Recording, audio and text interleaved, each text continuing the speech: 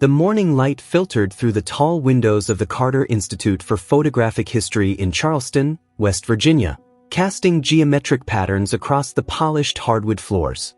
Dr. Thomas Brennan adjusted his magnifying lamp for the third time, leaning closer to the daguerreotypes spread across his examination table.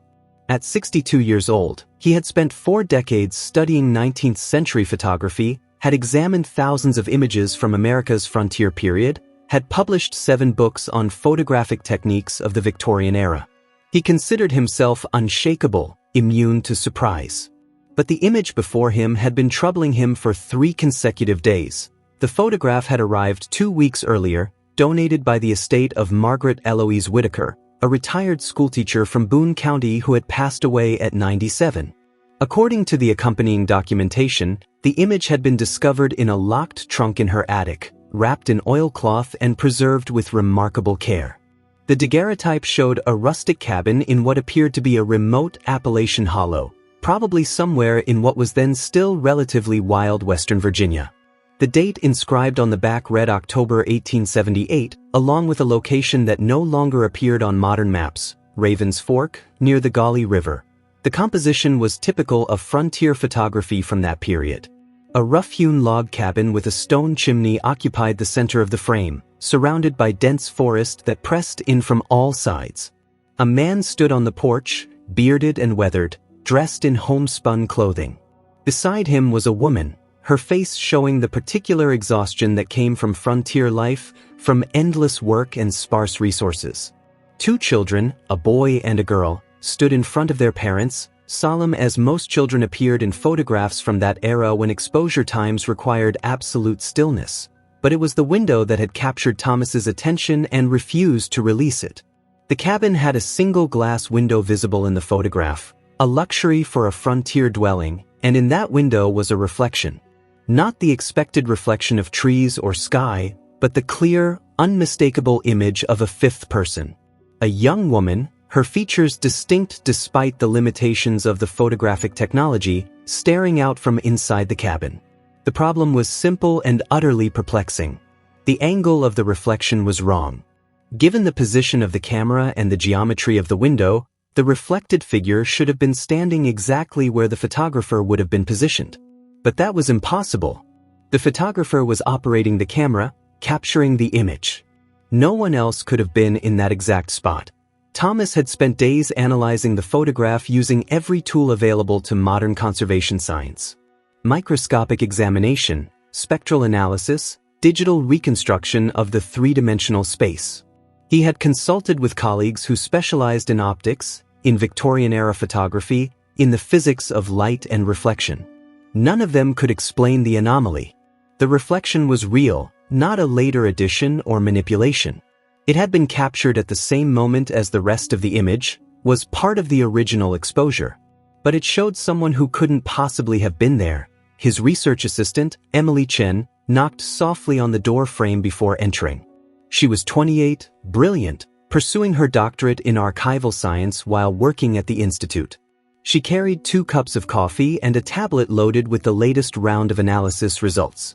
"I've been going through the enhanced scans," she said, setting 1 coffee beside Thomas's workstation. "I think I found something. Look at the reflected figure's clothing." Thomas accepted the tablet, studying the enlarged image of the reflection. Emily had isolated the figure and enhanced the details as much as the technology allowed. The young woman in the reflection wore a dress that was distinctly different from the style worn by the woman on the porch. The cut was more refined, the fabric appeared to be of better quality, and there were details, lace at the collar, careful pleating, that suggested this was someone from a different social class than the frontier family posing for the photograph. "That's an excellent observation," Thomas said slowly, his mind working through the implications. "So we have a well-dressed young woman, clearly not part of the family visible in the main image, somehow reflected in a window at an angle that defies optical physics. The question becomes not just how this is possible, but who she was and why her image appears in this particular photograph." Emily pulled up another file on her tablet. "I did some preliminary research on the location, Raven's Fork. It doesn't exist anymore, was probably abandoned sometime in the 1890s when the timber companies moved through that area. but I found references to it in county records from the 1870s. It was a very small settlement, maybe 15 or 20 families, scattered through the hollows along the Gauley River tributaries. Subsistence farmers mostly, some small-scale logging, very isolated even by Appalachian standards of that era.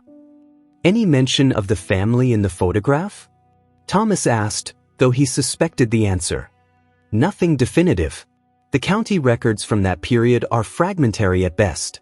But there were several families with the surname that appears on the back of the photograph frame, Morrison. It was common enough in that region. What's more interesting is what I found about photography in that area during the 1870s.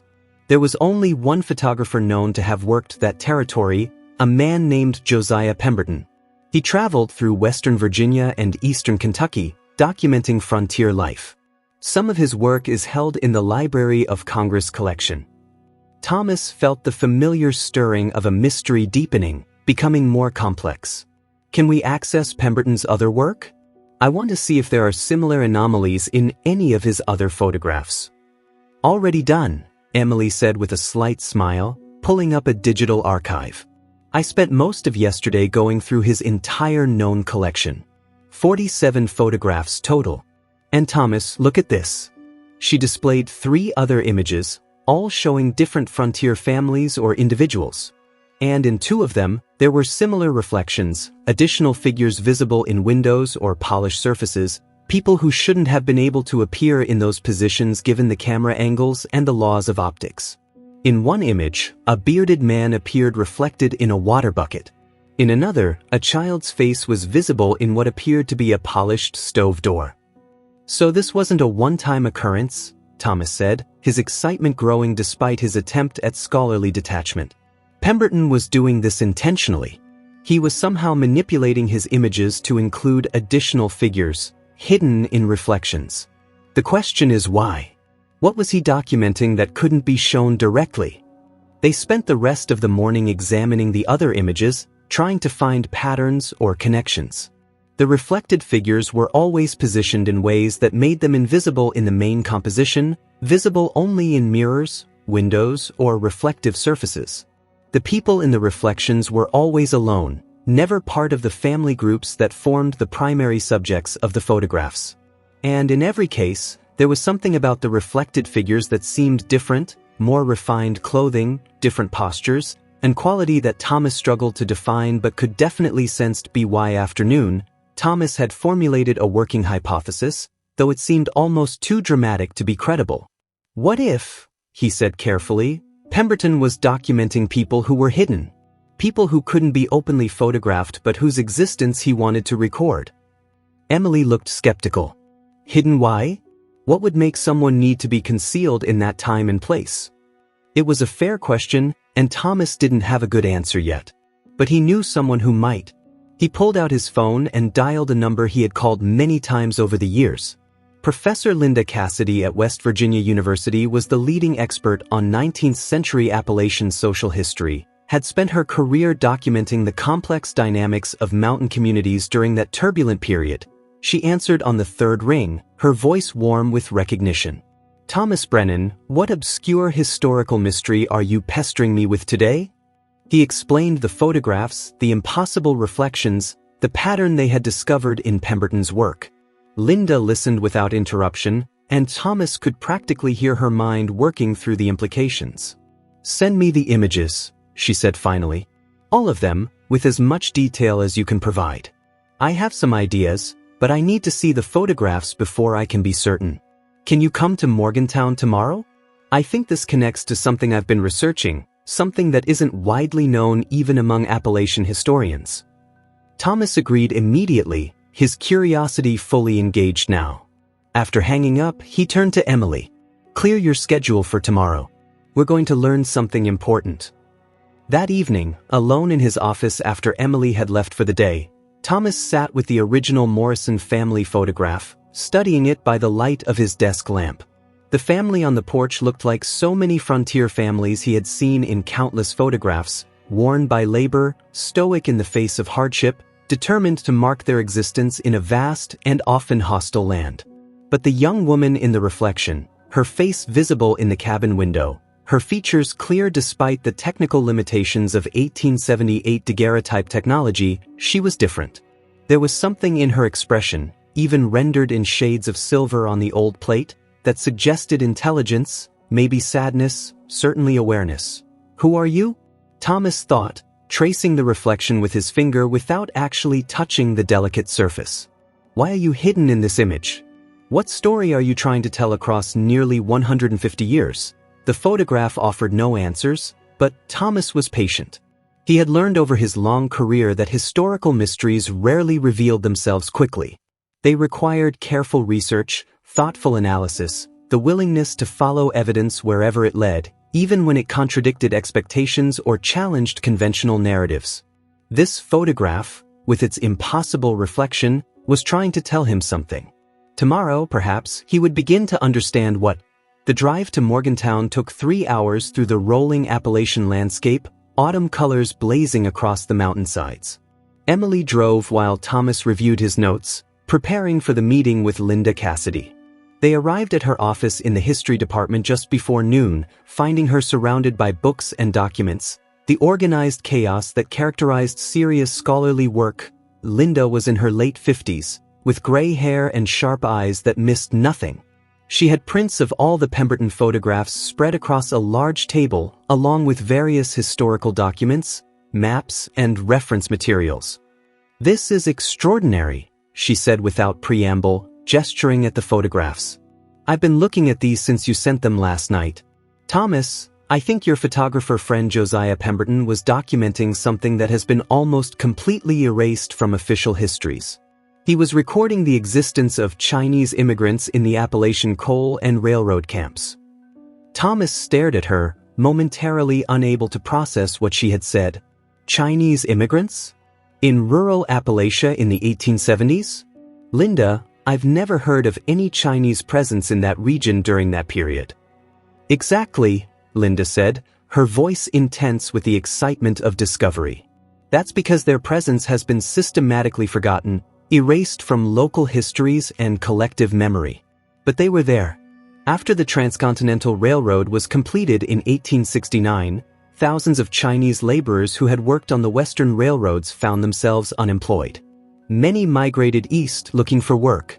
Some ended up in the coal mining regions of West Virginia and eastern Kentucky. Others worked on railroad construction projects through Appalachian territory. She pulled out a document, a faded newspaper article from 1876. This is from the Charleston Gazette. It mentions Chinese workers being brought in to break a strike at a coal mine near Montgomery. Local workers were furious. There were protests, some violence. The Chinese workers were eventually driven out, but not all of them left the region. Some stayed, found protection with sympathetic families, lived in hiding in remote hollows. Emily leaned forward, studying the reflected figure in the Morrison photograph with new understanding. "So the young woman in the reflection, you think she was Chinese? That she was living hidden in the Morrison cabin?" "Look at her features," Linda said, pointing to the enhanced image. "The facial structure, the way her hair is arranged. And look at this." She pulled out another of Pemberton's photographs, the one showing a man reflected in a water bucket. Same characteristics. And here, indicating the child's face in the stove reflection, this child has distinctly Asian features. Thomas felt the familiar rush of a mystery beginning to resolve, pieces falling into place in a way that created not just answers but a whole new set of questions. So Pemberton was documenting these hidden Chinese immigrants. But why use reflections? Why not photograph them directly?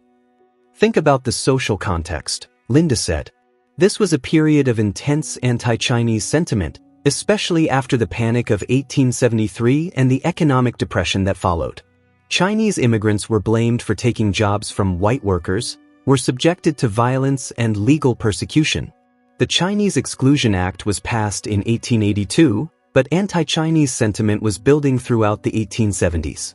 Anyone harboring Chinese immigrants could face serious consequences, social ostracism at minimum, possibly legal troubles or violence from angry neighbors. "So the families who protected them kept them hidden," Emily said slowly, working through the implications. and Pemberton found a way to document their existence without creating obvious evidence that could endanger either the immigrants or their protectors. By hiding them in reflections, in positions that seemed optically impossible, he created a record that only careful analysis would reveal.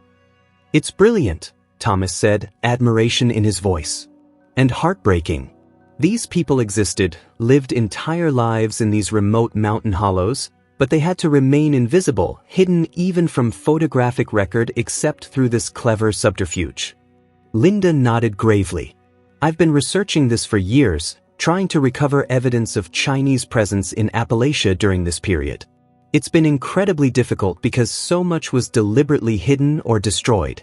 But I found fragments, references in personal letters, mentions in newspaper articles, oral histories collected decades later from elderly residents who remembered Chinese neighbors from their childhood. The picture that emerges is of a small but significant population of Chinese immigrants who found refuge in the mountains, protected by families who saw them as fellow human beings rather than as threats." She picked up the Morrison photograph, studying the reflected young woman. "This is evidence, Thomas. Visual proof that exists nowhere else in the historical record.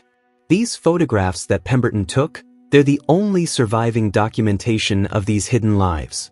And for over a century, no one recognized what they were seeing."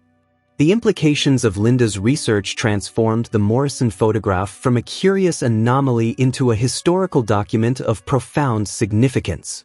Thomas, Emily, and Linda spent the entire afternoon analyzing all of Pemberton's photographs, identifying every instance where reflected figures appeared, documenting the characteristics that suggested Chinese identity. By the time they finished, they had identified 7 photographs that contained hidden figures, all showing similar patterns of concealment and protection, but the Morrison photograph remained the clearest, the most detailed example.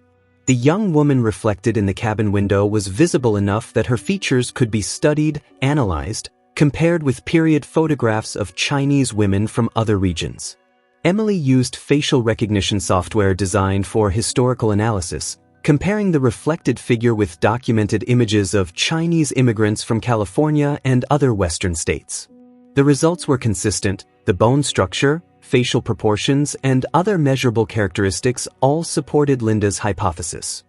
"We need to find out more about the Morrison family," Thomas said, making notes in his leather journal. "If they were protecting a Chinese immigrant, there might be other evidence, letters, diaries, property records that show unexplained expenses for additional food or supplies. Linda, what resources do we have for researching families from that area and period?" "County records are fragmentary," Linda admitted, "but they exist. Birth and death certificates, tax records, occasional census data, though the 1890 census was mostly destroyed by fire. I have contacts at the West Virginia State Archives who can help. And there's something else." She pulled out a slim volume, a self-published family history from 1952. This is a Morrison family genealogy, compiled by a descendant. It covers several branches of the family, including some who lived in Boone County during the 1870s. It's not professionally researched, lots of gaps and probable errors, but it might contain clues. Emily reached for the book eagerly, beginning to page through it. The entries were handwritten, copied from various sources, mixed with family stories and oral traditions. Most of it was standard genealogical material, birth dates and death dates, marriage records, brief notes about occupations and places of residence. But there were also occasional longer narratives, family stories that had been preserved across generations. "Here," Emily said suddenly, her finger marking a passage. "Listen to this. It's about a Morrison family that lived near Ravens Fork in the 1870s. James Morrison and his wife Sarah kept to themselves mostly, had a reputation for being private people. They had 2 children, Samuel and Rebecca. Old-timers said they took in a young woman for a time, someone who helped Sarah with the household and with the children. She was described as quiet and hardworking, but different somehow, though no one could quite say how. She stayed with the family for several years, then disappeared suddenly around 1882 or 1883. Some said she moved away, others claimed she died of illness. The family never spoke of her again." Thomas felt chills running down his spine. That has to be her. The woman in the reflection. She lived with the Morrison family, probably in that very cabin hidden from the broader community but real enough that rumors and stories survived. 1882 or 1883, Linda mused. Right around the time of the Chinese Exclusion Act. If she disappeared then, it could have been because the legal and social climate became too dangerous. The family might have helped her move somewhere safer, or she might have joined one of the Chinese communities in larger cities where there was some safety in numbers. Emily was still reading. There's more.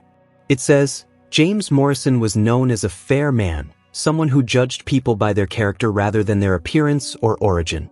He had traveled west before settling in the mountains, had seen more of the country than most of his neighbors. Some said his experiences out west had given him different ideas about people and society, ideas that didn't always sit well with the more conservative mountain folk. So he had been in the West, probably saw Chinese workers on the railroads or in mining camps, Thomas said, the picture becoming clearer. He would have known them as people, not as the abstract threat that anti-Chinese propaganda portrayed. When this young woman needed help, needed a place to hide, he took her in despite the potential consequences. Linda was pulling out maps, spreading them across her table. If we can identify the exact location of the Morrison cabin, we might be able to find archaeological evidence. The foundations would still be there, possibly artifacts that would support the theory of Chinese occupation. And there might be other documents, church records, store ledgers showing purchases that would indicate a larger household than the 4 people visible in the photograph. They spent hours planning their research strategy. Emily would continue analyzing the photograph itself, using advanced imaging techniques to extract as much information as possible about the reflected figure. Linda would search archives and historical records for any mention of the Morrison family, of Chinese immigrants in that region, of Josiah Pemberton and his photographic work. Thomas would reach out to colleagues who specialized in Chinese American history, seeking information about patterns of migration and settlement during the 1870s and 1880s. It was late evening when Thomas and Emily finally left Morgantown, driving back through darkness broken only by their headlights and the occasional lights of small towns. Emily was quiet for the first hour, processing everything they had learned. Finally, she spoke. It's strange to think about, she said softly. This young woman living hidden in that cabin, unable to show her face openly, probably unable to travel far from the hollow, spending years in isolation because of hatred and fear. And the Morrison family, taking such a risk to protect her, knowing they could face serious consequences if they were discovered. It makes you think about what courage really means. Thomas nodded, though Emily couldn't see the gesture in the darkness. History is full of these stories if you look for them. People making quiet choices to do what's right despite the dangers, despite the social pressure to conform to prejudice and hatred. Most of these stories are never recorded, never celebrated. The heroes remain anonymous. That's what makes Pemberton's photographs so remarkable. He found a way to document acts of compassion and resistance that otherwise would have left no trace. Over the following weeks, their research expanded and deepened.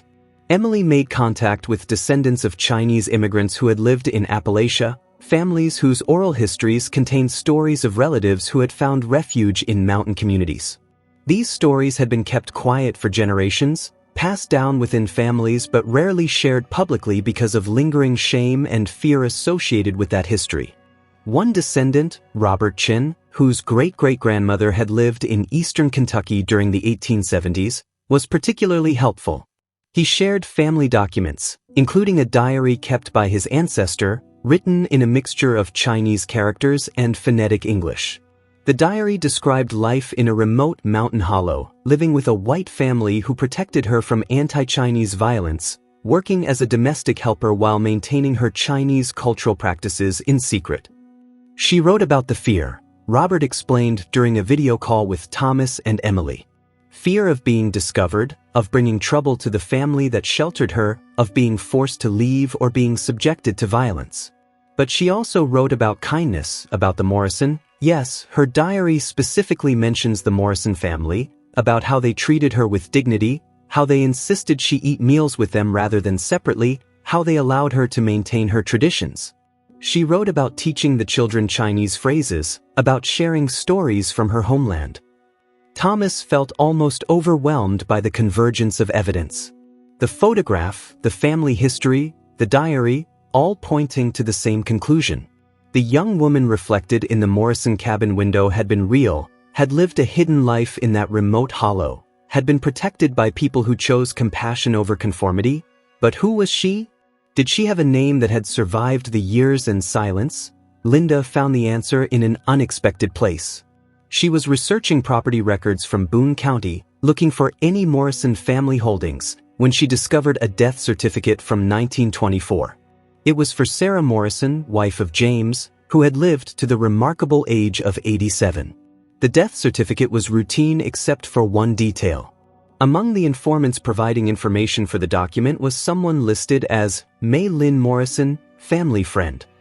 The connection between the Chinese given name and the Morrison surname was unusual enough to warrant investigation. Linda traced May Lynn Morrison through subsequent records, finding evidence of a woman who had lived in Charleston, West Virginia during the early 20th century. She had worked as a seamstress, had been involved with the small Chinese community that had developed in the city, had never married but had maintained close ties with various members of the Morrison family over decades.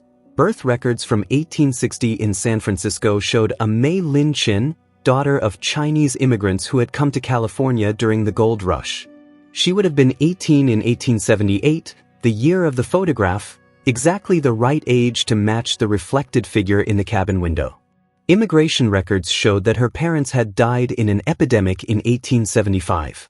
After that, official records of May Lin Chin disappeared, as if she had been erased from existence, until she reappeared 40 years later as May Lynn Morrison, living openly in Charleston, far from the rural isolation that had hidden her during the dangerous decades of most intense anti-Chinese persecution. Thomas created a timeline, piecing together the fragments into a coherent narrative.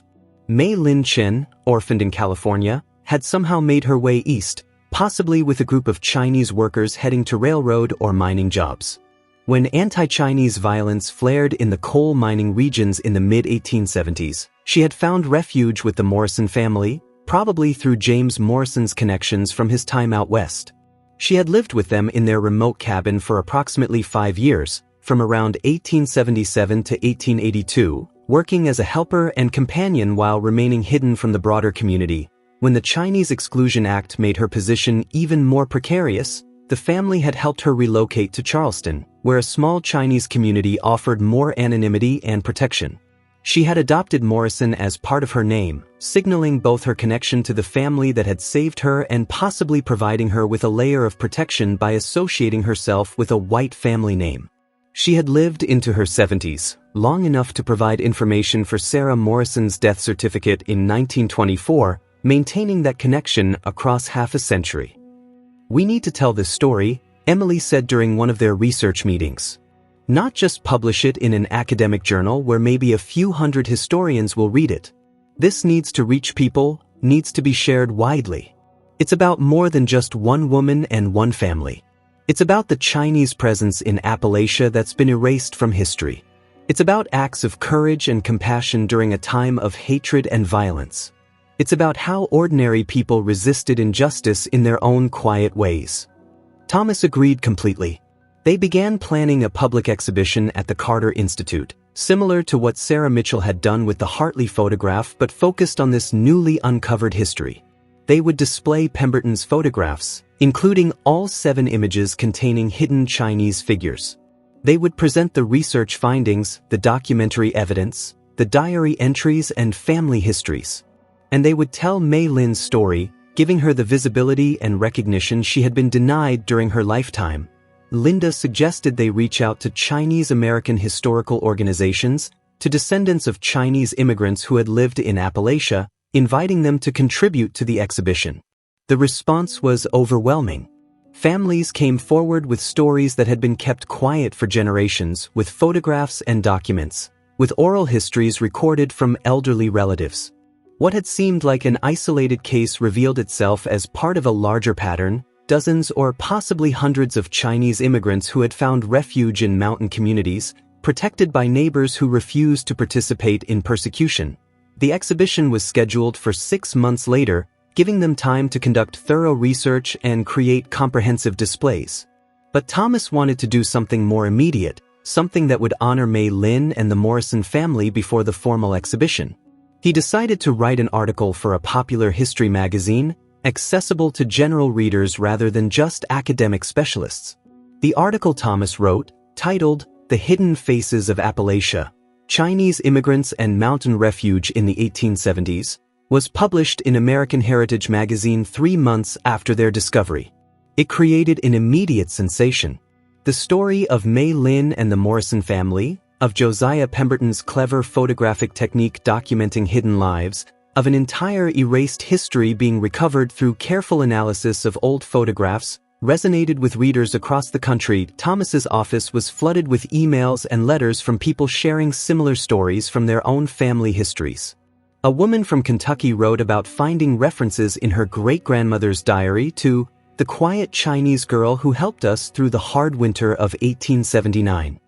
A man from Western Virginia shared a family photograph that showed a reflection in a mirror, previously unexplained, that now seemed likely to be another example of Pemberton's technique. Historians and genealogists reached out, eager to collaborate on expanding the research. But the most significant response came from someone Thomas hadn't expected to hear from. Eleanor Morrison Hayes, age 76, living in Portland, Oregon, contacted him after reading the article. She identified herself as a direct descendant of James and Sarah Morrison, the great-great-granddaughter of their son Samuel, the boy standing on the porch in the 1878 photograph. "I grew up hearing family stories about Aunt May," Eleanor wrote in her initial email. "That's what we called her, even though she wasn't a blood relative. My grandmother told me that Mei Lin had been like a sister to her own grandmother Sarah, that the two women had been very close.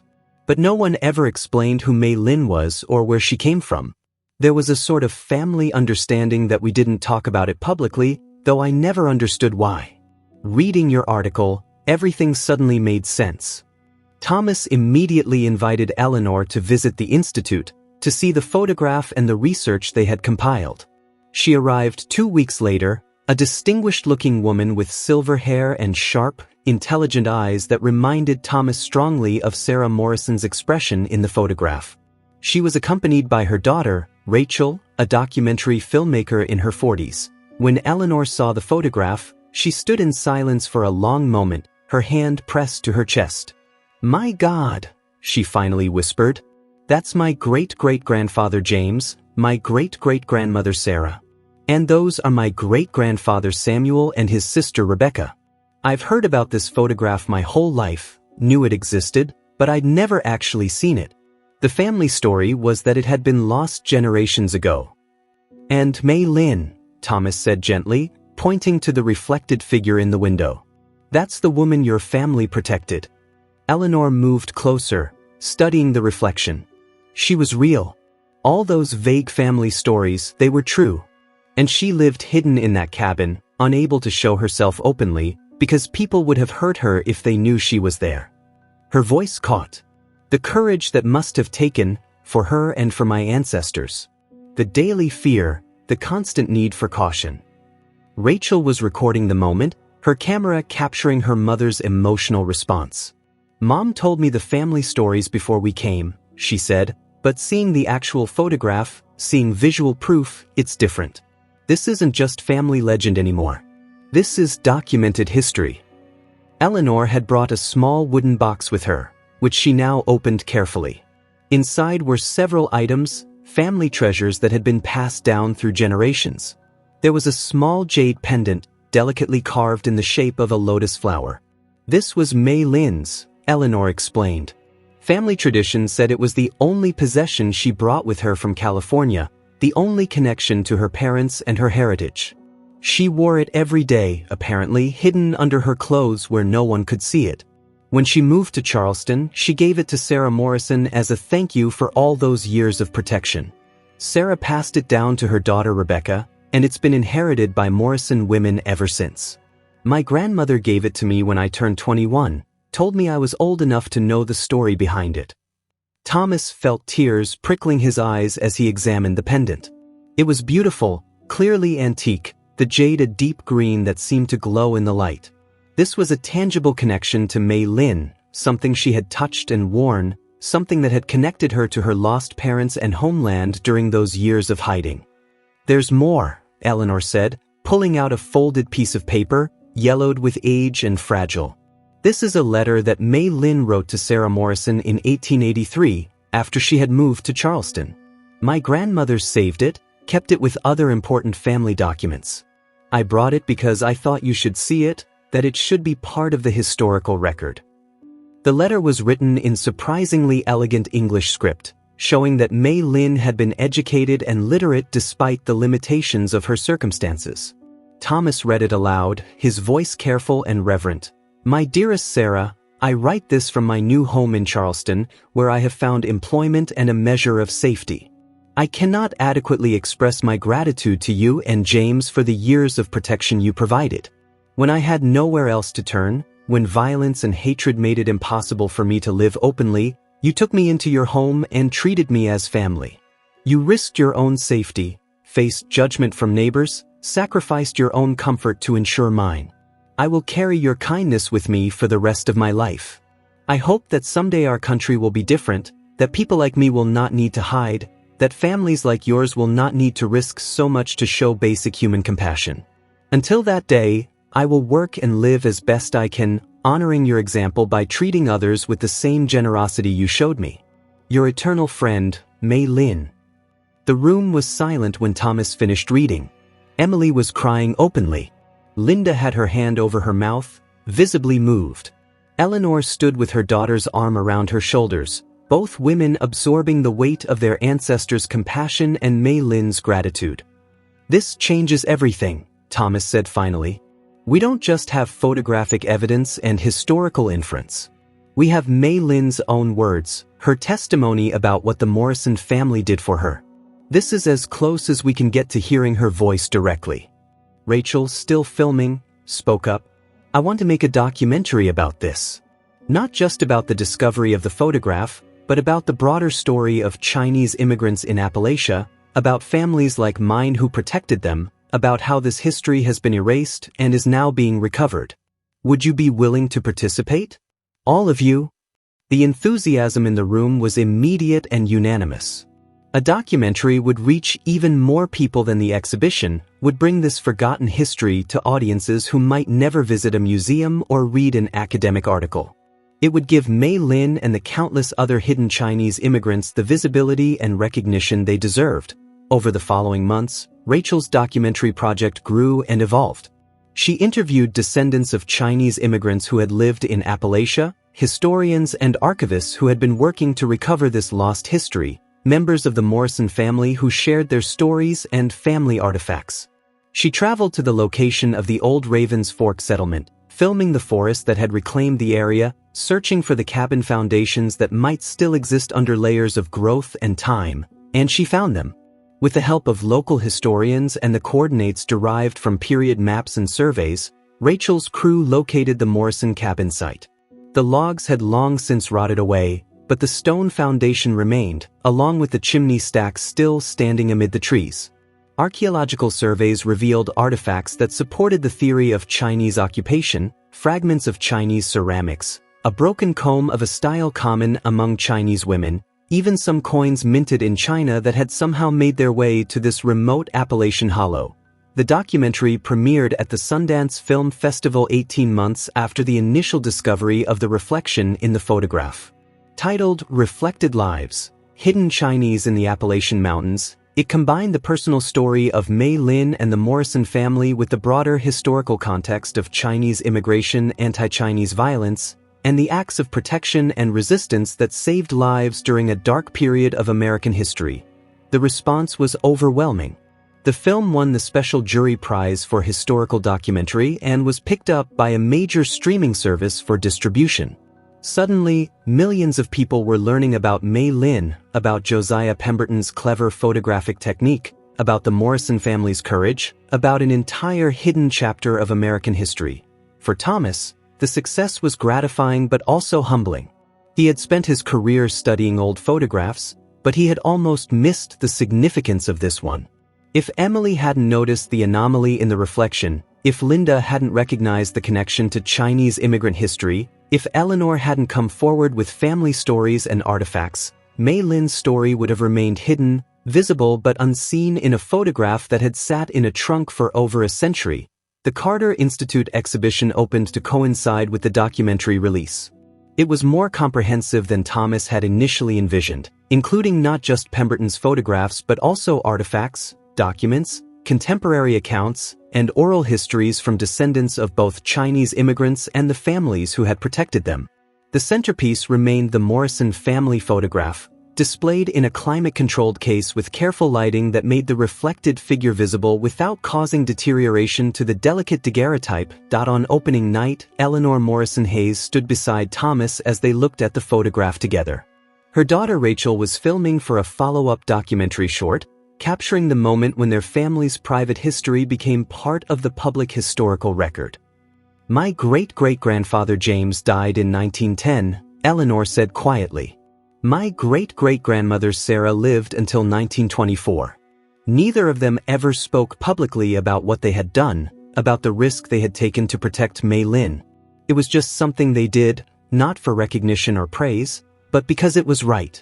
I think they would be amazed to see all this attention, all these people learning about their lives." "They were heroes," Thomas said simply, "in the truest sense of the word.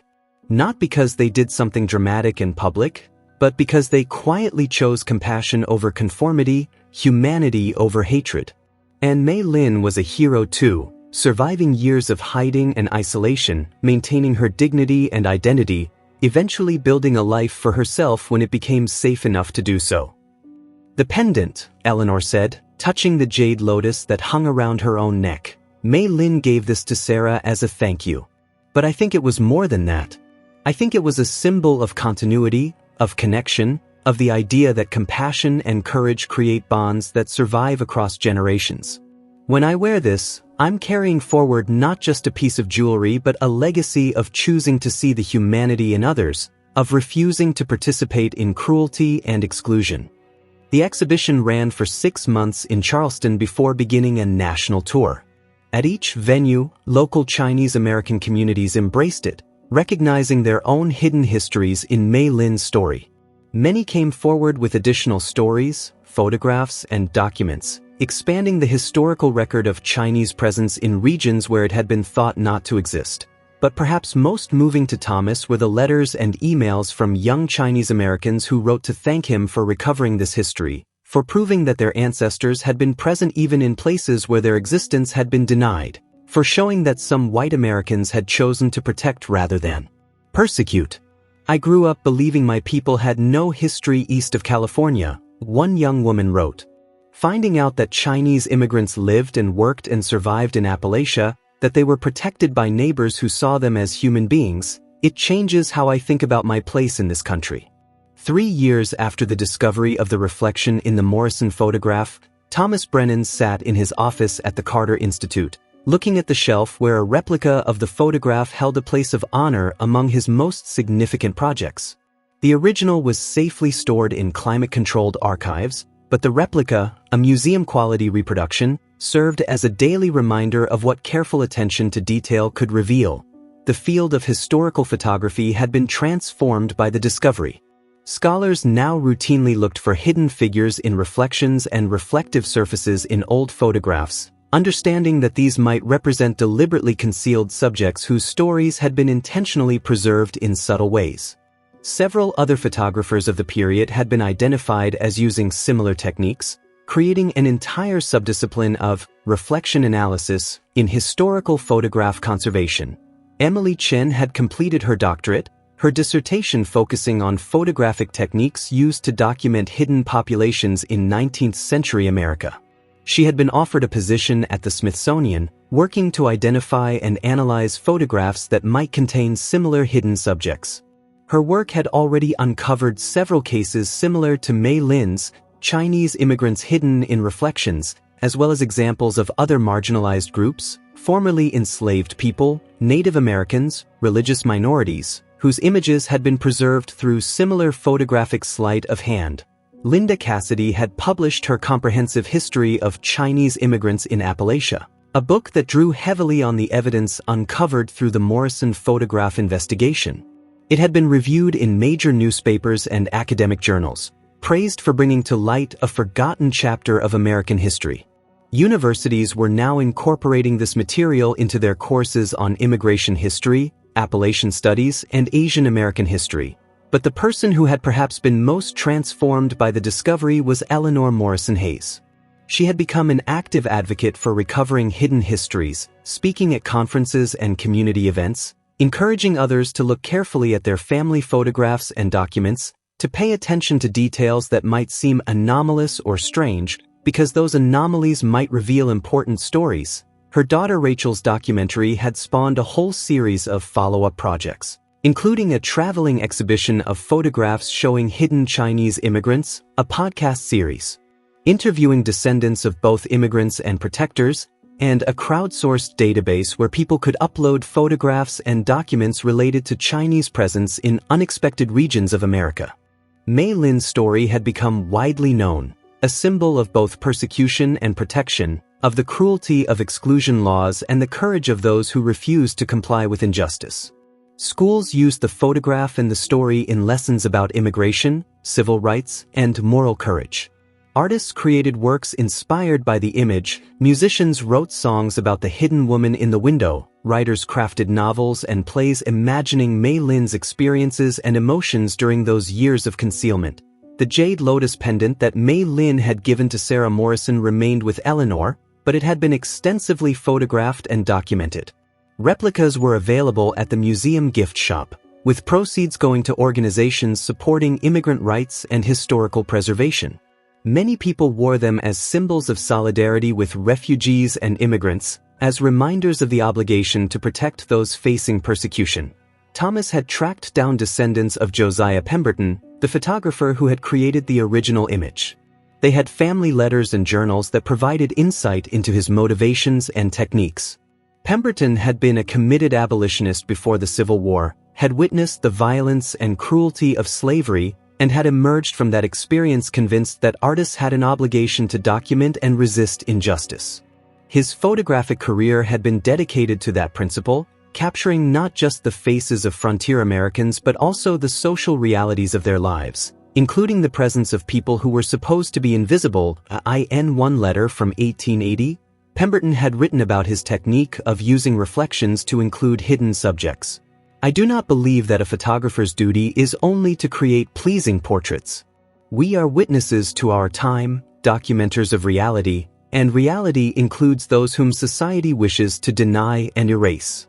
I use every tool at my disposal, including the physics of light and reflection, to ensure that the complete truth is recorded, even if it must be hidden in plain sight, waiting for a more just future to recognize and honor it. That more just future, Thomas thought, was still very much a work in progress. The discovery of Mei Lin's story and the hidden Chinese presence in Appalachia had coincided with renewed debates about immigration, about refugees, about who belonged in America and who should be excluded.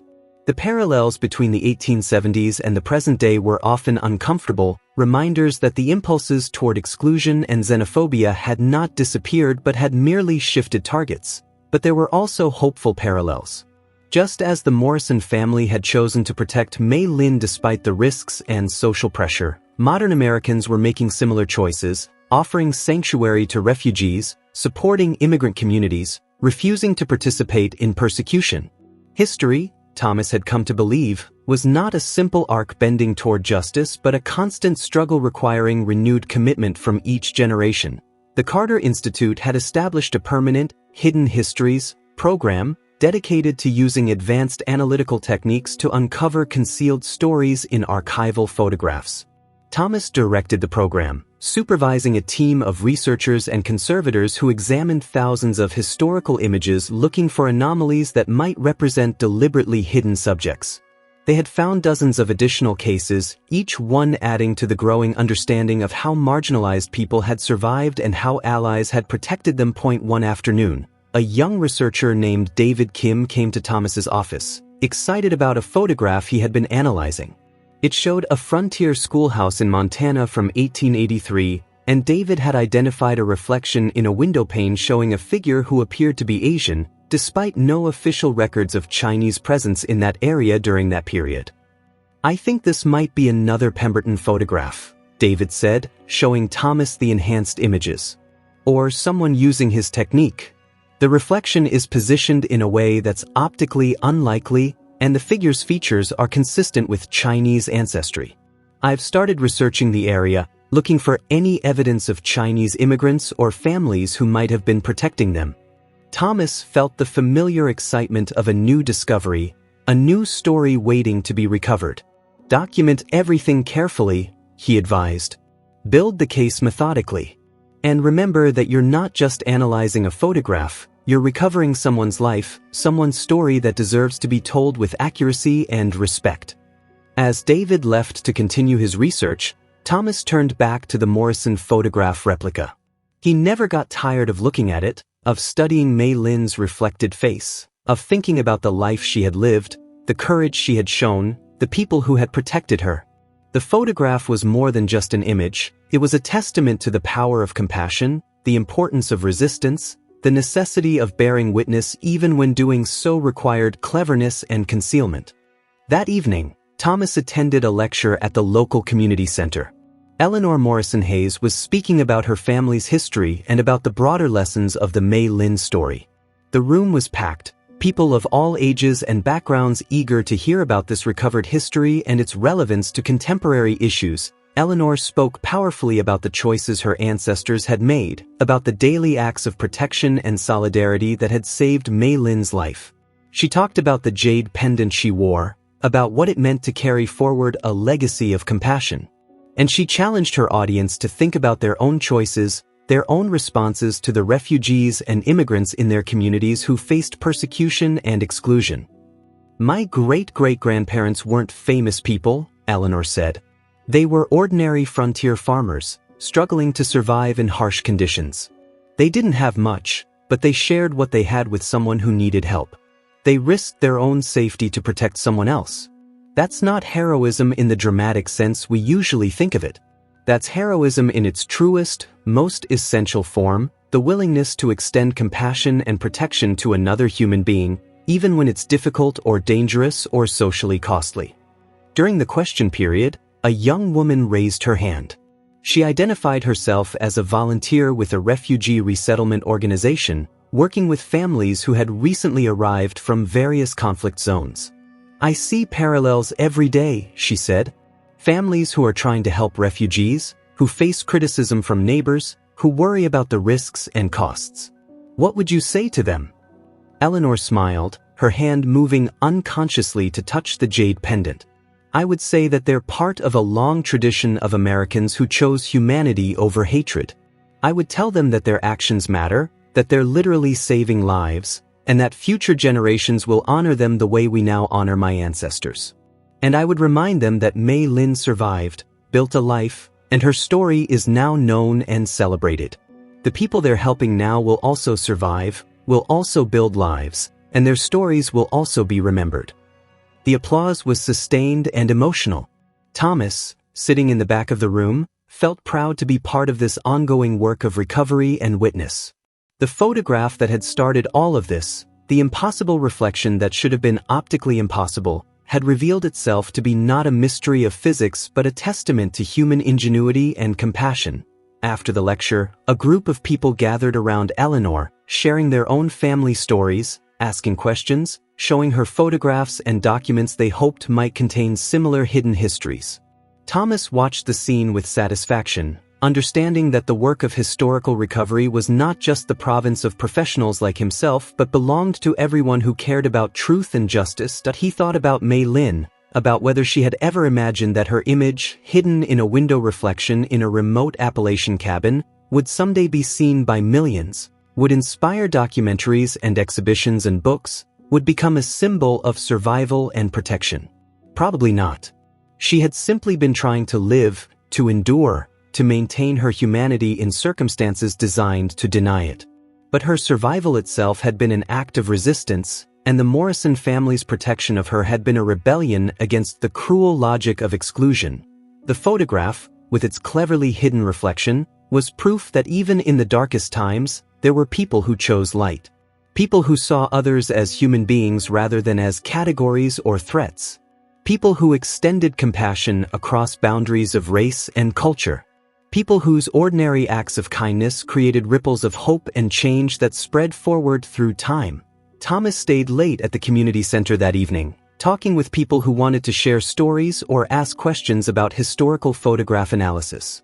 He explained techniques for identifying hidden figures, for researching family histories, for preserving and documenting personal archives.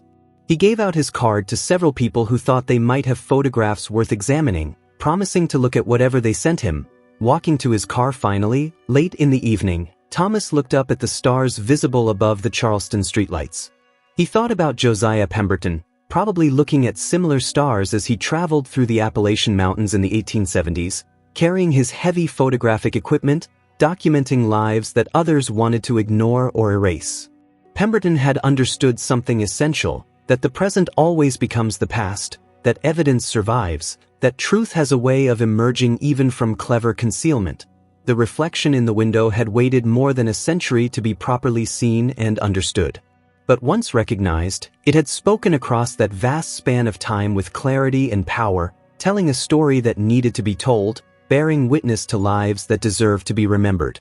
That was the magic of photography, Thomas thought, its ability to capture and preserve moments, to serve as evidence that could not be entirely erased, to carry forward the proof that someone had existed, had mattered, had been loved and protected. May Lin's reflection remained in that window, would always remain there as long as the photograph survived. A young woman looking out from concealment, her presence impossible yet undeniable, her story recovered and honored at last. The photograph had kept its secret for over 100 years, but it had also preserved the truth, waiting patiently for someone to look closely enough, to care enough, to ask the right questions and follow the evidence wherever it led. And now, thanks to that patience and that eventual attention, May Lin's voice could be heard across the decades.